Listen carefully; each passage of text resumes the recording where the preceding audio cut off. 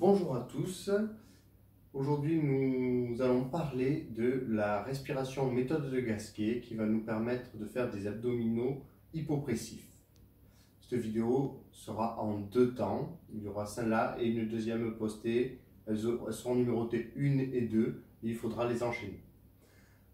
Au niveau anatomique, nous avons l'abdomen avec des viscères et 3 couches abdominales. Une couche profonde, les transverses,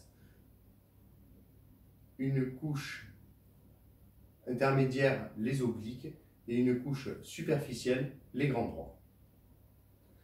Quand nous faisons des abdos, nous ramenons le buste vers les genoux et notre cage thoracique vient créer une hyperpression en se rapprochant du bassin et pousser nos viscères vers l'avant et vers le bas.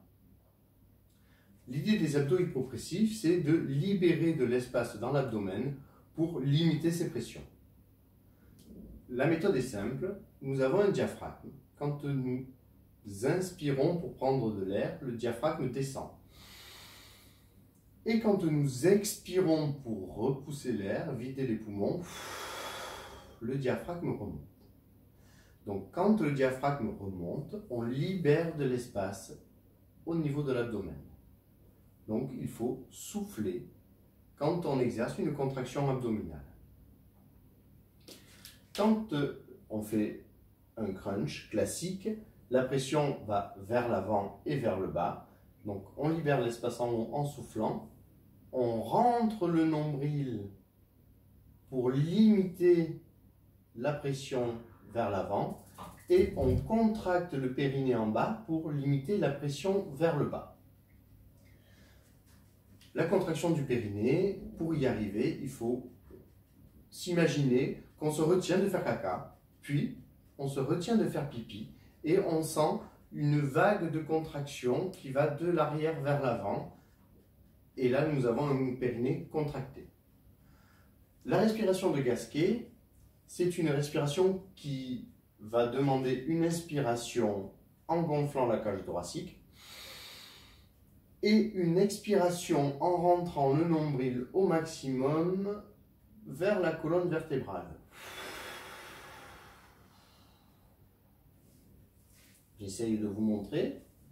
J'inspire, je gonfle la poitrine, je souffle, je rentre le nombril. Ceci doit être accompagné d'une contraction du périnée pour éviter qui soit détendu au fur et à mesure que la pression exercée se répète. Ceci est une première étape.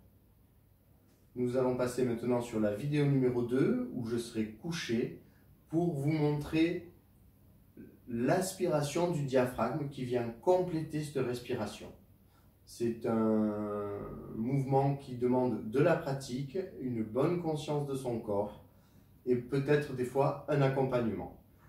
Dans tous les cas, l'objectif de souffler, rentrer le nombril et contracter le périnée sur chaque mouvement de contraction pour faire des abdominaux permet de protéger votre périnée, le bas de votre dos parce que ça permet de plaquer le bas du dos au sol et évite de pousser les viscères vers l'avant et d'avoir un abdomen arrondi, même en faisant des abdos. A tout à l'heure pour la deuxième vidéo.